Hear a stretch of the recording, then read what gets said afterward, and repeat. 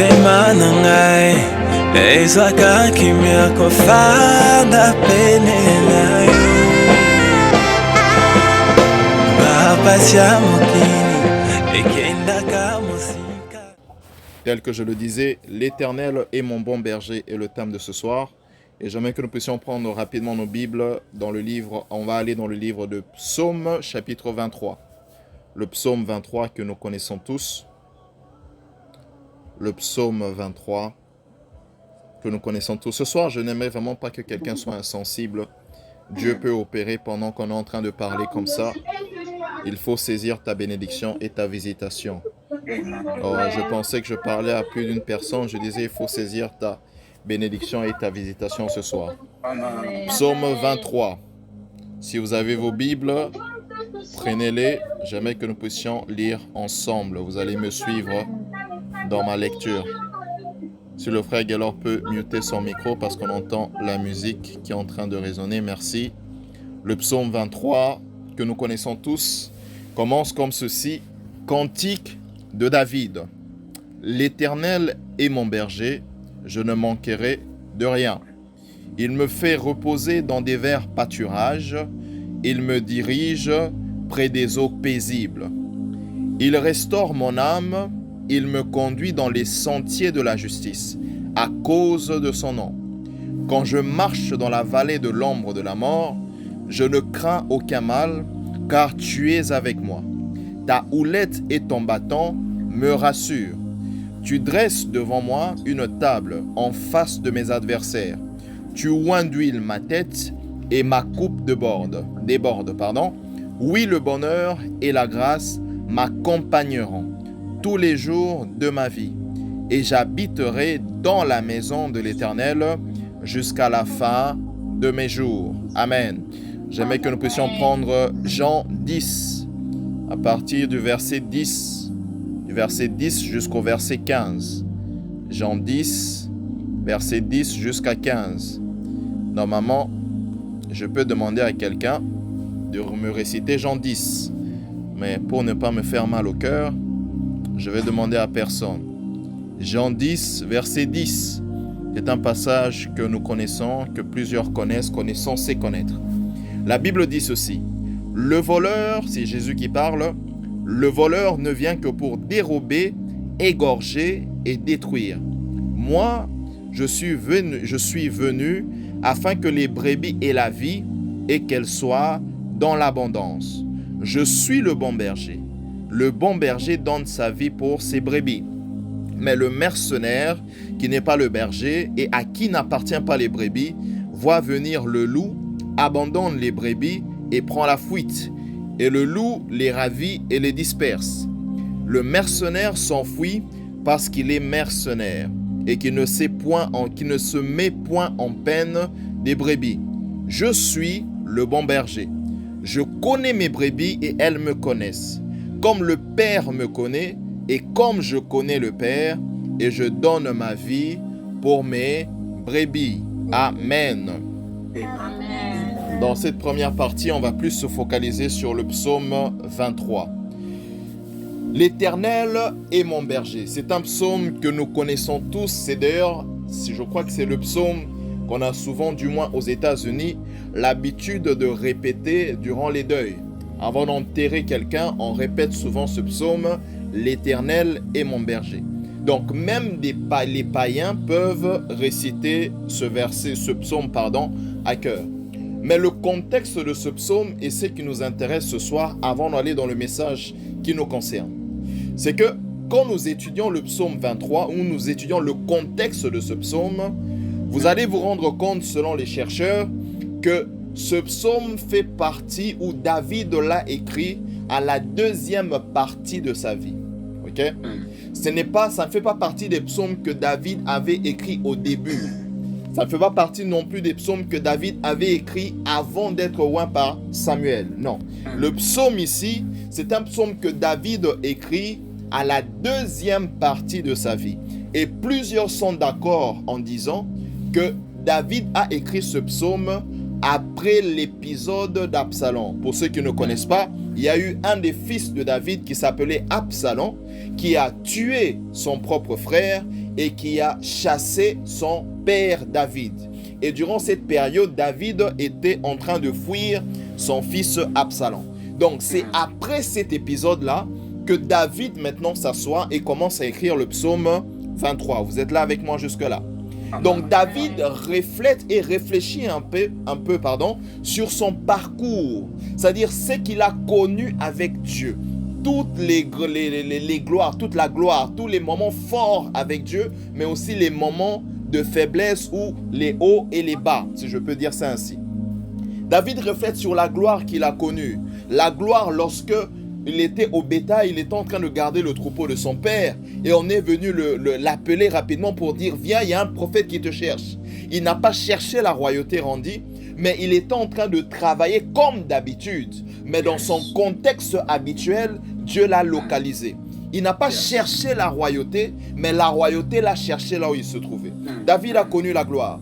David connaît la gloire lorsqu'il se retrouve brusquement comme ça dans le palais royal à cause de ses aptitudes. C'est-à-dire, il avait la capacité de jouer de la harpe et à cause de cette capacité-là et l'onction qui était derrière ses doigts, ça avait maintenant la capacité où ça produisait la délivrance de Saül, une délivrance momentanée. David, qui était avec les moutons, se retrouve maintenant devant un roi et dans le palais royal, tout en sachant qu'il y a une prophétie sur sa vie qui dit que la chaise, là, le trône là que tu es en train de voir, ça t'appartiendra un jour. C'est dans ce contexte-là que David, au départ de son histoire avec Dieu, du moins dans Samuel, David connaît la gloire. Oscarine, David connaît encore la gloire lorsqu'il y a un ennemi qui se présente au nom de Goliath. Les chercheurs disent qu'il faisait sûrement plus de 3 mètres de haut. Tout le peuple d'Israël tremblait. Mais David étant petit, on dit même qu'il avait entre 15 ans et 17 ans, David était en train de voir ce Goliath-là comme une opportunité d'élévation. Là où les militaires qui ont été entraînés, les soldats qui sont nés dans l'armée, tremblaient devant Goliath, David, lui, a saisi cette occasion. David a connu la gloire lorsque Basaleli Nzembo, pour montrer à quel point il était apprécié. Saül a tué 1000, mais David a fait quoi? Il a tué 10 000. David se dit au départ de son histoire avec Dieu concernant la royauté, waouh, quelle restauration! Moi qui étais négligé dans ma propre famille, regarde la gloire que je suis en train d'expérimenter simplement parce que Dieu m'a localisé. Yes. David a connu les hauts. Mais David va aussi connaître les bas. Juste après cet épisode, quand Saül remarque que David commence à s'imposer dans le cœur de son propre peuple, Saül va commencer à combattre David. Et celui qui avait la prophétie est obligé de fuir loin du lieu de sa prophétie. Je ne sais pas si tu me comprends. Nzambe a promettre yo elormo na Suède. Mais à cause des combats, tu es obligé de fuir loin de la Suède tout en sachant que la prophétie concerne la Suède. Et il ne fuyait pas seulement parce que Saül voulait le tuer. Il se disait peut-être qu'une fois que je fuis le palais, je quitte Jérusalem, peut-être que Saül va arrêter de me poursuivre. Non, on apprend à Saül que David est à un lieu et Saül va suivre David. Saül avait pour but de le tuer. Shipra, la personne pour qui tu faisais des délivrances avant devient la personne qui commence à te combattre. Mais quand Samuel m'a donné la prophétie, il ne m'a pas parlé des combats. Il ne m'a pas parlé de Saül qui allait devenir mon pire ennemi. Samuel m'a simplement dit que Dieu t'a choisi comme roi. Mais ce que je suis en train de vivre est contradictoire à toutes les prophéties que j'ai reçues. Mais ce que je suis en train de vivre est comme en train d'effacer le souvenir de la gloire. Yes, come on. Est-ce qu'il y a un David ce soir qui se reconnaît? Yes. Ensuite, David va connaître la restauration. Saül meurt. David prend le trône et David règne sur tout Israël. Il est riche, il a la gloire. L'arche de l'alliance est là. Il a instauré la paix en Israël. David est reconnu. plus grand que celui qui l'avait précédé avant. D'ailleurs, si vous demandez à certains juifs jusqu'à ce jour, ils considèrent David comme le plus grand roi de l'histoire d'Israël. Il connaît une restauration, il est maintenant sur son trône. Mais après, David connaît la trahison. Yes. Quand ton propre fils va tuer son propre frère qui est ton fils, quand ton propre fils va violer tes concubines devant tout Israël, et quand ton propre fils va faire tout pour te tuer, et tu es encore obligé de fuir. Yes. David s'assoit à Shifra et il est maintenant en train de écrire le psaume 23. J'ai connu la gloire, j'ai connu la fuite, j'ai connu la restauration, mais j'ai encore connu la fuite et j'ai encore connu la restauration. Il s'assoit après tous ces épisodes, toutes les saisons de sa vie, il s'assoit maintenant, il reflète et réfléchit sur sa marche avec Dieu. Et voici comment il commence le psaume. L'Éternel est mon berger. Yes. Aïe, aïe, aïe, aïe, aïe, aïe, aïe, aïe, aïe. L'Éternel est mon berger. Imaginez ce jeune homme de 16 ans à qui on promet la royauté. Il connaît la royauté à 30 ans. Son enfant le persécute. Son enfant le déshonore. Son enfant tue. Il perd 2 enfants dans la même saison. Mais il commence le psaume en disant « L'Éternel est mon berger ». Je ne sais pas à qui je parle, mais j'aimerais dire ceci. Comme David écrit « L'Éternel est mon berger » parce que Oscarine, il se rend compte que dans toutes les saisons de sa vie, Dieu est resté le même. Dans les saisons de rire, dans les saisons de joie, l'Éternel était son berger. Mais dans les saisons de pleurs, dans les saisons de tristesse, l'Éternel est demeuré son berger. Les saisons ont changé, les époques ont changé, mais Randy, Dieu est demeuré constant. Yes. Il est resté, j'ai aimé comment j'ai formulé ça dans mes notes, il est resté invariablement constant. Les saisons autour de moi peuvent changer, mais Dieu, lui, reste invariablement constant. Pourquoi? Parce que s'il est berger dans la saison de pluie, il reste berger dans la saison de sécheresse. Yes. Et David, en examinant toute sa vie, il conclut en disant « Dieu est mon berger ». 2 Timothée verset 13, 2 Timothée chapitre 2 verset 13 dit ceci: si vous êtes infidèle, l'Éternel reste fidèle. Pourquoi? Parce qu'il ne peut se renier. Ça veut dire, s'il est berger quand tout va bien, il reste berger aussi quand tout va mal. Sa fonction n'a pas varié à cause des saisons. Au contraire, les saisons peuvent venir, mais ce qu'il a fait avant, il peut le faire quand tu pleures, il peut le faire quand tu ris, il peut le faire quand tu es dans l'abondance, il peut le faire que quand tu es dans le manque, il peut le faire quand tu as la stabilité, il peut le faire quand tout va mal, il peut le faire même quand la terre est en train de trembler en dessous de toi. Dieu reste fidèle. Yes. Yes. Yes. L'Éternel est mon berger. Je ne manquerai de rien. Je ne manquerai de rien. Maintenant, la question que je me pose, frère Andy, pourquoi il qualifie Dieu comme son berger? Parce que si vous étudiez les psaumes de David, vous allez vous rendre compte, frère Gaylor, que dans tous les psaumes que David écrivait, ou je peux dire la plupart, parce que je n'ai pas étudié tous les psaumes, mais la majeure partie des psaumes que David était en train d'écrire, il s'adressait directement à Dieu. Ok? David écrivait des psaumes comme s'il faisait des lettres à Dieu. Il s'adressait directement à Dieu. Mais dans le psaume 23, il ne parle pas à Dieu, mais il parle de Dieu. Il ne dit pas l'Éternel, tu es mon berger, mais il dit l'Éternel est mon berger. Donc ça veut dire tout ce qui est en train de suivre là en dessous, c'est David en train de relater ce que Dieu est pour lui, ou ce que le berger signifie pour lui dans sa marche avec Dieu. Yes. Est-ce que je parle à quelqu'un? Je parle à quelqu'un. Donc déjà là, c'est quoi maintenant un berger? Un berger, c'est pas vous que je vais apprendre ça. Mais un berger, c'est la personne qui prend soin des troupeaux, n'est-ce pas? Un berger, c'est la personne qui prend soin de troupeaux.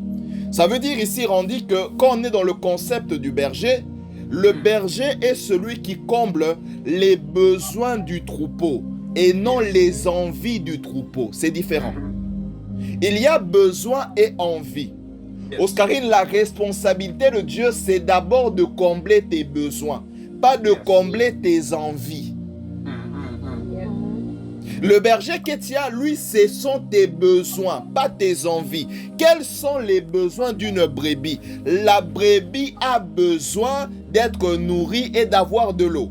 C'est comme ça qu'il dit, l'Éternel est mon berger, et il rajoute, je ne manquerai de rien. Pourquoi? Parce que tous les besoins que la brebis exprime et expérimente sont les responsabilités du berger. Je parle à quelqu'un. Et l'homme étant un être tripartite, ça veut dire contenant, ayant l'esprit, l'âme et le corps, le bon berger ou le berger a la responsabilité de prendre soin des besoins du corps, de l'âme et de l'esprit. Est-ce que je parle à quelqu'un? Je suis en train de vous amener quelque part. Il prend soin du quoi? Des besoins du corps, de l'âme et de l'esprit. Les besoins du corps, voici comment David les décrit. Il dit, il me conduit vers les verts pâturages. Il me fait reposer vers les verts pâturages. Et il m'emmène vers les eaux paisibles. Rendit, une brebis a besoin essentiellement de deux choses, les herbes et de l'eau. La brebis se nourrit des herbes et la brebis a besoin d'eau. Et le bon berger, il conduit la brebis là où il y a sa nourriture, mais là aussi il y a l'eau. Mais il rajoute en disant, il me fait reposer. Ça veut dire que dans la marche de la brebis avec le berger, Cynthia, il existe des saisons de repos. Je ne sais pas à qui je parle, mais je suis en train de prophétiser pour quelqu'un que dans ta marche avec le bon berger, la prochaine saison qui est en train de venir s'appelle la saison de repos. Parce que tu vas vers les verts pâturages pour te reposer. Donc la brebis en train de se reposer est aussi en train de... Elle est en train de brouter et brouter et brouter parce qu'au même endroit où elle se repose, il y a aussi ce dont elle a besoin. Je ne sais pas à qui je parle, mais je prophétise encore sur quelqu'un que la saison de repos vienne dans ta vie à cause de l'obéissance au bon berger dans le nom de Jésus. Les besoins du corps. Mais il ne s'arrête pas là, il comble aussi les besoins de l'âme. C'est là où ça devient intéressant. Oscarine, suis-moi. Il dit, il restaure mon âme. C'est quoi l'âme justement? L'âme, c'est le centre, c'est le bureau. C'est la partie de ton être où reposent, où se trouvent toutes tes émotions. C'est dans ton âme que tu expérimentes la tristesse. C'est dans ton âme que tu expérimentes la joie. C'est dans ton âme que tu es content, c'est dans ton âme que tu peux expérimenter la dépression. Bref, toutes les émotions se trouvent dans la partie de ton être qu'on appelle l'âme. Maintenant, Ketia, si David dit « il restaure mon âme », ça veut dire qu'il y a eu destruction et détérioration. Parce qu'on ne parle pas de restauration là où il n'y a pas eu destruction avant. Et on ne parle pas de restauration là où il n'y a pas eu détérioration. Ça veut dire que Randy, quand je marche avec le bon berger, mon âme va prendre des coups. Ok, je sais que vous n'aimez pas ce genre de choses.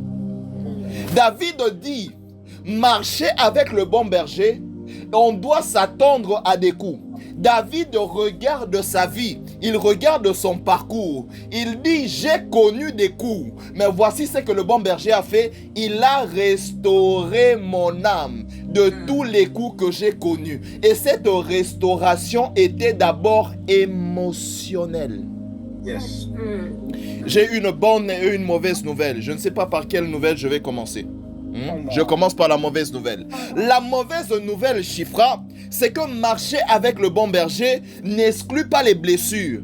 Marcher avec Dieu ne t'exempte pas des douleurs. Au contraire, le psaume 34, verset 19 dit ceci: le malheur atteint souvent Souvent qui? Pas le païen, mais le malheur atteint souvent le juste. C'est qui le juste? C'est la personne qui marche avec Dieu. C'est la brebis qui marche derrière Dieu. Dieu dit, le malheur ne viendra pas chez le païen, non. Mais si le malheur vient, il y a des fortes probabilités que ça commence d'abord chez les justes. Mais voici ce qu'il continue après. Il dit, mais l'Éternel en délivre toujours. Est-ce que je peux parler à quelqu'un? Je peux parler à quelqu'un. Dieu permet que tu passes par des situations où tu es blessé, Cynthia. Dieu permet que tu reçoives de coups dans la vie. Pourquoi? Parce qu'il est expert dans la restauration de l'âme, mais il est aussi expert dans la formation de l'homme. C'est-à-dire, étant potier, il permet que Ozwaba choque Namotema pour se servir de toi et faire de toi une référence pour plusieurs qui passeront par le même chemin. Écoute, tu ne m'as pas compris. Dieu est tellement expert dans ce domaine que Dieu peut prendre une fille qui sort d'un foyer divorcé, qui sort d'un mariage ou d'un foyer dans une maison où papa et maman sont divorcés. Dieu peut prendre une fille qui a été violée par son propre père, violée par son propre cousin. Dieu peut prendre un garçon qui a été violé par ses cousins, violé par ses oncles. Dieu peut prendre un Joseph qui a été trahi par ses propres frères. Dieu peut prendre un Joseph qui a été calomnié par la femme de Potiphar. Dieu peut prendre un David qui n'a pas été aimé par son père, mais faire de lui une référence. Dieu peut prendre un bois et mettre ça dans l'arche de l'alliance, et quand ça sort, il y a une fleur qui ressort de ce bois. Or, logiquement, c'est impossible que Mbuma et Bota n'aient l'okosi et Koufi. Le bois symbolise la sécheresse. Il n'y a plus de vie. Mais Dieu est tellement expert en sortant des choses dans Makambro aussi et Koufa qu'il veut se servir de tes chocs à toi pour faire de toi une référence.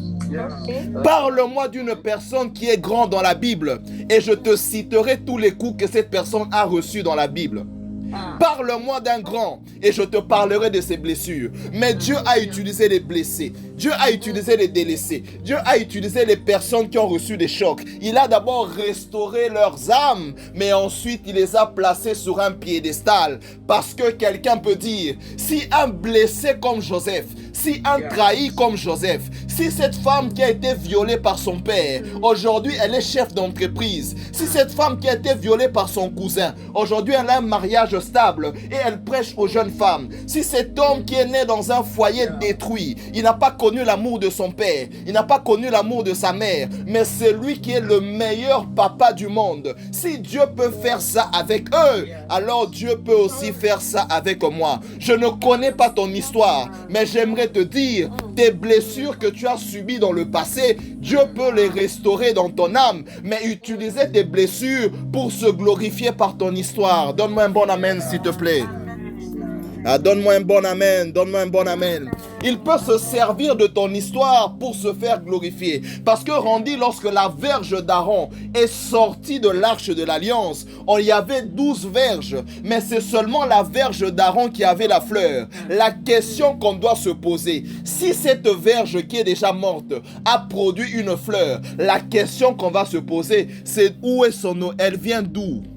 L'origine de ton bâton est ce qui fera que les gens vont regarder à Dieu. Ah, je ne sais pas à qui je parle. Je n'ai pas les meilleures capacités. Je ne suis pas meilleur que ceux qui sont passés avant moi. J'ai peut-être connu un passé compliqué. Je n'ai pas eu l'enfance qu'il fallait. Je n'ai pas eu les parents qu'il fallait. Je n'ai pas eu l'amour qu'il fallait. Mais si tu te laisses conduire par le bon berger, David dit, il restaure mon âme. Il restaure mon âme. Même quand Saül m'a blessé, Dieu a restauré mon âme. Même quand mon enfant a tué mon autre enfant, Dieu a restauré mon âme. Peu importe ce que j'ai connu, Dieu a fini par restaurer mon âme, parce que le bon berger prend aussi soin de mes besoins émotionnels. Il est le bon berger. Je ne sais pas à qui je parle. Je ne sais pas à qui je parle. Arrête de te lamenter. Oui, tu n'as pas eu ce que tu cherchais. Oui, tu n'as pas eu cette merveilleuse enfance. Oui, tu n'as pas eu des parents qui avaient l'argent. Oui, tu as eu une enfance compliquée. Oui, tu n'as pas étudié. Oui, on t'a violé. Oui, on t'a escroqué. Oui, oui, oui, oui, oui. Tout ça, c'est oui. Mais la Bible dit, le malheur atteint souvent. Mais l'Éternel l'en délivre toujours. Permets au bon berger de transformer ton histoire. Permets au bon berger de faire de toi une référence. Permets au bon berger d'utiliser ton histoire et tes blessures pour guérir les autres. Permets au bon berger de faire de toi une référence. Yeah. Yeah. Parce qu'il prend soin de nos besoins émotionnels. Il restaure mon âme. Il restaure mon âme. Tu n'as pas connu papa dans ton enfance, ce n'est pas un problème. Tu es le bois d'Aaron. Entre dans l'arche de l'alliance et quelque chose de beau sortira de toi. Entre dans l'arche de l'alliance, quelque chose de beau sortira de toi. Laisse-le restaurer ton âme. Quel berger. Mais il ne s'arrête pas là. David dit, le bon berger rendit, prends aussi soin de mon besoin spirituel, de mon besoin spirituel. Je vais me poser la question, mais comment est-ce qu'on parle de besoin spirituel là où j'allais dire rendit, là où David ne fait pas allusion à l'esprit dans le psaume 23. Il dit pour le corps, le bon berger emmène la providence et la provision. C'est-à-dire, il m'emmène, il me conduit vers les verts pâturages, vers les eaux paisibles pour mon corps. Pour mon âme, il dit, il apporte la restauration. Mais pour mon esprit, le besoin de l'esprit que David présente dans le psaume 23, c'est la protection. C'est la protection. Il dit, quand je marche dans la vallée de l'ombre de la mort est quelque chose d'invisible et la mort est d'abord spirituelle. David est en train de dire, dans ma marche avec Dieu, j'ai failli connaître la mort. Mais il dit que quand il marchait avec Dieu, Dieu l'a toujours délivré. Voici comment il explique. Quand je marche dans la vallée de l'ombre de la mort, ça sous-entend ici, on dit que ce n'est pas une condition. Ce n'est pas si j'ai marché. Non, il dit quand je marche. Ça veut dire qu'il a marché. Mais la bonne nouvelle ici, c'est que la vallée de l'ombre de la mort n'était pas la destination finale. La vallée de l'ombre de la mort était simplement un passage. La vallée de l'ombre de la mort était une saison. Ce n'était pas la destination finale. Et c'est que j'aime avec Dieu rendu. C'est comme ça que je parle à un Pierre ce soir. J'aimerais dire à Pierre ce soir, les vagues qui sont en train de se soulever à la mer, c'est ça la vallée de l'ombre de la mort. Mais la destination finale, c'est l'autre bord. J'aimerais parler à un Joseph. La trahison de tes frères, c'est la vallée de l'ombre de la mort. Te retrouver en prison, c'est la vallée de l'ombre de la mort. C'est un passage. Mais la destination finale, c'est l'élévation. C'est l'élévation. Tout ce par quoi nous passons, ça ne va pas nous tuer. Pourquoi? Il y a une prophétie sur ta vie. Si le bon berger marche avec toi, la vallée de l'ombre de la mort n'est jamais la destination finale, mais c'est simplement un passage. Est-ce que je parle à quelqu'un? La saison de la vallée est passagère. Elle est momentanée. Mais la destination finale, ce sont les verts pâturages. C'est les eaux paisibles. Oh oui.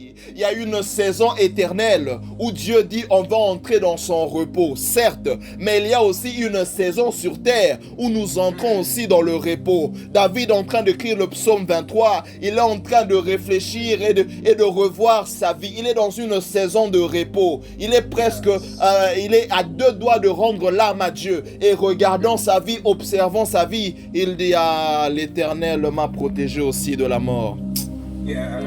Je ne sais pas à qui je parle. Je ne sais pas à qui je parle. Mais je prophétise sur ta vie ce soir. Cette saison par laquelle tu passes, c'est la saison de la vallée. Mais écoute ma prophétie. Ma prophétie, c'est que la saison de la vallée se termine. Tu es à la porte de la saison de la montagne. La vallée, c'est en bas. Maintenant, tu es sur le point de monter au-dessus. Je parle et je prophétise sur quelqu'un. De par l'onction et l'huile qui a coulé sur ma tête, que la saison de ta vallée se termine. Que ta saison de la vallée se termine. Et la saison de la montagne et de l'élévation commence dans le nom de Jésus. Dans le nom de Jésus. C'est que j'aime avec ce passage, Randy. C'est que malgré que nous sommes en train de traverser la saison de la vallée, le psalmiste ajoute, je ne crains rien. Tu vas dire, c'est la foi. Je vais dire, oui, c'est la foi. Mais je veux aussi te dire, il y a un élément que toi tu ne vois pas, mais que le psalmiste a vu. Il y a un élément que toi tu ne vois pas, mais que David a vu. Je vais te le montrer. Il ne dit pas ici la vallée de la mort, Ketia. Il dit la vallée de l'ombre de la mort. Je précise, il ne parle pas de la vallée de la mort, mais il parle de la vallée de l'ombre de la mort. Or, vous serez d'accord avec moi.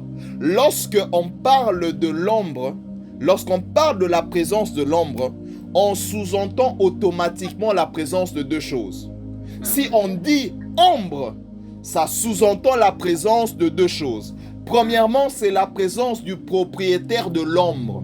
C'est-à-dire, s'il y a un corps, on parle de l'ombre d'une personne, ça sous-entend qu'il y a une personne qui est propriétaire de l'ombre, qui est le reflet de cette ombre. Mais deuxièmement, ça sous-entend qu'il y a la présence de la lumière.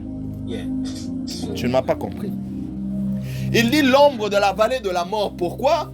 Parce que d'abord, il y a le propriétaire de l'ombre qui est présent. C'est pourquoi il y a l'ombre. Mais la chose qui provoque l'ombre, ce n'est pas le propriétaire, mais c'est la lumière au-dessus de l'ombre.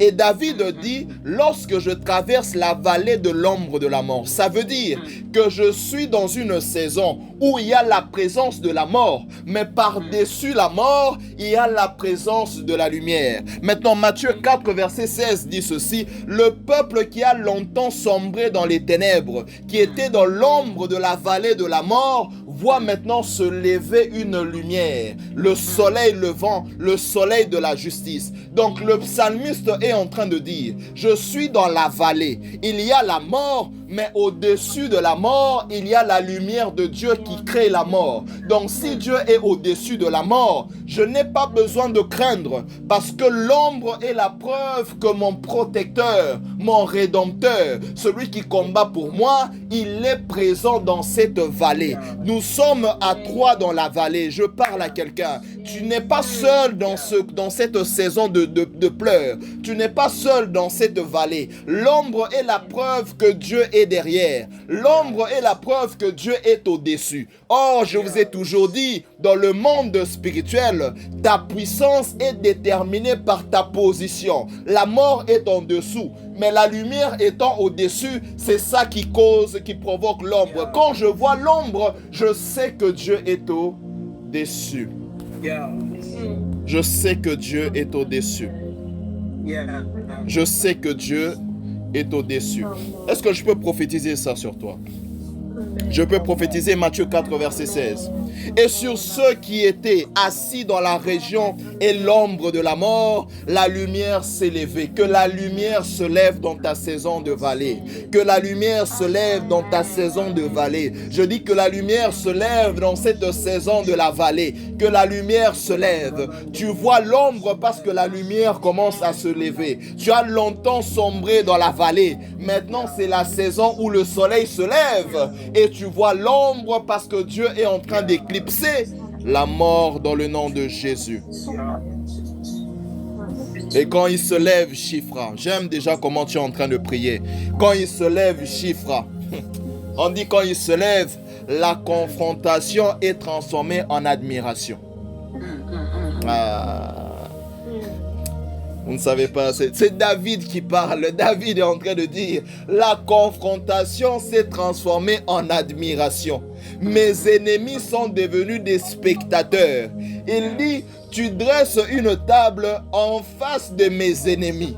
Ceux qui étaient venus me tuer dans le monde physique, Les voilà maintenant assis en train de contempler, d'admirer mon élévation et ma distinction. Parce que l'huile n'a pas coulé sur tout le monde. L'huile est tombée seulement sur ma tête. L'huile est venue seulement sur ma coupe et elle a débordé. Ça veut dire que Dieu a fait un excès. Donc les coups que tu as subis dans le passé ne sont même pas proportionnels au niveau d'onction que Dieu va déverser. Ah, je pensais que je parlais à quelqu'un. Les coups que tu as subis de tes ennemis dans le passé ne sont même pas proportionnels au déversement d'huile que Dieu va verser dans ta coupe. Dieu dit la coupe a débordé. On pouvait compter le nombre de personnes sur la table, mais on ne pouvait pas quantifier la quantité, parmi la tautologie, de l'huile qui a débordé. Pourquoi ? Parce que lorsque le berger se lève, lorsque la lumière se lève, il y a toujours élévation, et il y a toujours distinction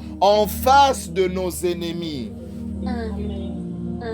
Je ne sais pas à qui je parle, mais je prophétise sur quelqu'un. Je sais que je le fais au nom de Jésus. Khalif Alakasuda. Je parle à un Pierre. C'est à Jérusalem que tu as été humilié. On t'a humilié à Jérusalem. C'est dans Jérusalem que tu as régné Jésus. Mais voici ce que le berger te dit. Pierre, ne quitte pas Jérusalem. Reste ici jusqu'à ce que l'Esprit vienne à Jérusalem. Lorsque l'Esprit est descendu, ce n'est pas tous les disciples qui ont parlé, mais c'est le disciple qui était humilié qui a parlé devant la foule. Il a parlé où? À Jérusalem. Je parle et prophétise sur quelqu'un. Là où on t'a humilié, c'est là-bas que Dieu va t'élever. Là où on t'a humilié, c'est dans cet endroit-là, c'est à cet endroit-là que le berger va t'élever. C'est à cet endroit que le berger va te distinguer. C'est à cet endroit que le berger va verser l'huile. Là où on s'est moqué de nous, c'est seulement là-bas qu'on va aussi nous acclamer. Là où on t'a disqualifié, c'est seulement là-bas qu'on verra que tu es le choix de Dieu. Pourquoi? Parce que Cynthia, le bon berger, il aime nous distinguer là où nous avons été humiliés. J'imagine la femme de Potiphar, lorsqu'elle se rend compte que après Pharaon, ce n'est pas son mari, mais c'est le même Joseph qu'elle avait calomnié. C'est le même Joseph qui s'est retrouvé en prison. Oh, la femme de Potiphar, merci parce que tu as menti à mon sujet, parce que ça m'a amené en prison et la prison m'a propulsé vers les hauteurs. Maintenant, moi qui étais esclave, je suis maintenant au-dessus de toi, dans le même territoire. Qui fait ça? Le berger. Est-ce que tu peux acclamer le berger, s'il te plaît? Acclame prophétiquement, s'il te plaît, acclame prophétiquement. J'aimerais qu'une personne qui a été humiliée commence à acclamer prophétiquement le berger qui est en train de l'élever. Qu'une personne qui a été humiliée commence à acclamer prophétiquement le berger qui est en train de l'élever. Le berger qui fait asseoir ses ennemis pour qu'ils constatent que toi, tu es le choix de Dieu. Kazifali halum talakase Ali kalom brakasafata malakazupa. C'est à Jérusalem que tu déverses l'huile sur ma tête. Alléluia. Je clôture en disant ceci. Dans Jean 10, encore, Jésus se présente. Et il se présente en utilisant le même titre que David lui avait donné dans le psaume 23. Jésus est d'accord avec le titre que David lui avait donné. David dit « L'Éternel est mon berger ». Jésus se présente aussi comme un berger. Maintenant, écoutez ce que Jésus va rajouter. Il ne dit pas « Je suis le berger ». Il dit « Je suis le bon berger ». Jésus va rajouter un adjectif au titre que David a donné. C'est-à-dire là où David a donné un titre, Jésus vient rajouter l'adjectif pour décrire comment il est. Il dit, je ne suis pas simplement un berger, mais je suis le bon berger. La question que tu dois me poser, c'est quelle est la différence entre un berger, le berger et le bon berger? La première chose qui les distingue, c'est d'abord les capacités. Le berger, lui, il a la capacité où il veut protéger. Un berger est prêt à protéger les brebis. Un berger, je disais, il est prêt à protéger les brebis. Mais le bon berger, il est prêt à donner sa vie pour les brebis. Le berger est prêt à protéger. Le bon berger est prêt à sauver. Le berger, lorsque les loups ont entouré une brebis, il ne va pas aller chercher la brebis parce qu'il sera överbemanad, comme on dit en suédois. Mais le bon berger, lui, il n'a pas peur de la mort. Il dit, j'ai reçu le pouvoir de mon Père de donner ma vie et de la reprendre. Donc Jésus est prêt à donner sa vie pour sauver Oscarine. Le bon berger, il donne sa vie pour nous sortir de la mort. Donc il est prêt à aller jusque dans la mort, dans le séjour de mort, pour nous sortir. Le berger ne peut pas faire ça. Le berger, lui, il ne peut pas faire ça. Yes. Deuxième chose qui les distingue, c'est l'environnement. Le berger, il emmène la brebis vers les verts pâturages, vers un bon environnement. Vous êtes d'accord avec moi? Mais le bon berger, lui, il n'emmène pas la brebis vers un environnement propice. Le bon berger, il est lui-même l'environnement.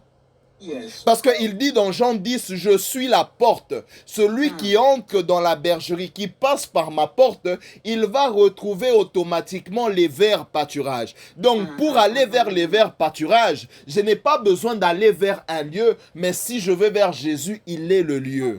C'est comme ça que toute personne qui n'est pas en Jésus, qui est déconnectée de Jésus, ne peut avoir la vie. Parce que la vie se trouve dans le bon berger. Comme ça qu'il est bon. Il n'est pas seulement le berger, mais il est aussi bon. Troisième différence, c'est par là que nous allons clôturer. Le bon berger, la troisième différence, ça se trouve dans les ressources. Dans les ressources. Je disais dans les ressources. Le berger donne ce qu'il peut. Et le berger donne en fonction de l'environnement. Mais le bon berger, lui, il ne donne pas ce qu'il peut. Le bon berger, il donne ce qu'il est. Pourquoi? Parce que la Bible dit qu'il est une source intarissable. Ou je rectifie, il est la source intarissable. Ça veut dire une source qui n'a point de fin. Donc les sources, là où les sources du berger sont limitées, les sources du bon berger sont illimitées. Donc Dieu, quand il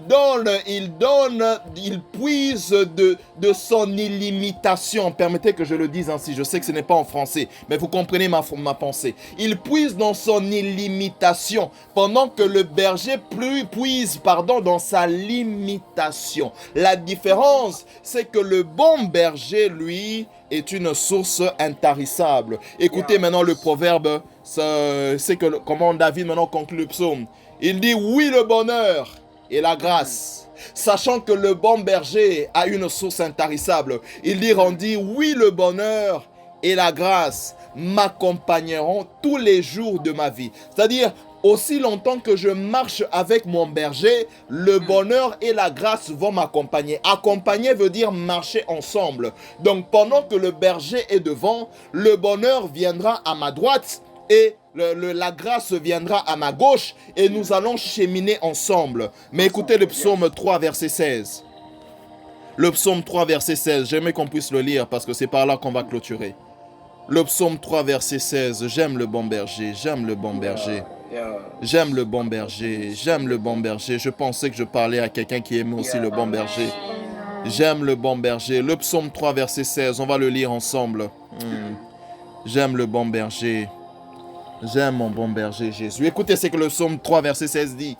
Dans sa droite est une longue vie. Dans sa gauche, la richesse et la gloire. Verset 17, ces voies sont des voies agréables. Les voies, c'est-à-dire les routes, le chemin. Ces voies sont des voies agréables. Et tous ces sentiers sont paisibles. Maintenant, revenons encore dans la dernière partie du psaume 23. Il dit, le bonheur et la grâce m'accompagneront. Et le proverbe dit, en proverbe on dit, à droite est une longue vie. Donc le bonheur qui est à ma droite, parce que dans la culture hébraïque et judaïque, lorsqu'on commence à citer, on commence d'abord par la droite. Donc si le bonheur est à droite, il dit le bonheur qui est à droite dans le proverbe 3, c'est la longévité. Donc le bonheur d'avoir une longue vie est à ma droite, mais la grâce d'avoir la richesse et la gloire est à ma gauche. Donc la longue vie m'accompagne à droite, la richesse et la gloire m'accompagnent à gauche lorsque je marche avec le bon berger. C'est comme ça que j'ai toujours l'habitude de dire, ceux qui marchent avec Dieu ne courent pas vers les choses, mais c'est la richesse, c'est la gloire, c'est la longue vie qui vient cheminer avec toi. L'un vient à ta droite, l'autre vient à ta gauche et vous marchez ensemble. Et comme le bon berger est une source intarissable, l'abondance fait partie de notre héritage. Parce qu'il dit, le bon berger donne sa vie afin que ses brebis aient la vie. Et il rajoute la vie en quoi? En abondance, en abondance. Donc ça veut dire l'abondance est mon partage lorsque je marche derrière le bon berger. Cynthia, si je marche avec Dieu, je ne cherche pas les bénédictions. C'est les bénédictions qui sont en train de me chercher. Où est Kevin Moussassa? Il est où? Il est où? Il est où? Il est à Tebi, Nazoya, Nazoya. Je marche avec lui. Je dois marcher avec lui parce qu'il marche avec le bon berger. Si la clé est de marcher avec Dieu, alors mes frères et sœurs, marchons avec Dieu et l'abondance viendra. Marchons avec Dieu et la longévité viendra. Marchons avec Dieu et la gloire viendra. Marchons avec Dieu et la richesse. Et la richesse viendra. Il n'est pas seulement un berger. Il est un bon berger. Commence à prier. Commence à prier. Commence à prier. Commence à prier. Commence à prier. Parle au bon berger. Parle au bon berger. Parle au bon berger. Parle au bon berger. Si tu vas lui dire merci, dis-lui merci. Si tu vas lui dire merci, dis-lui merci. Mais parle au bon berger. Alléluia. Tu es pour nous le bon berger. Tu es pour nous le guide parfait.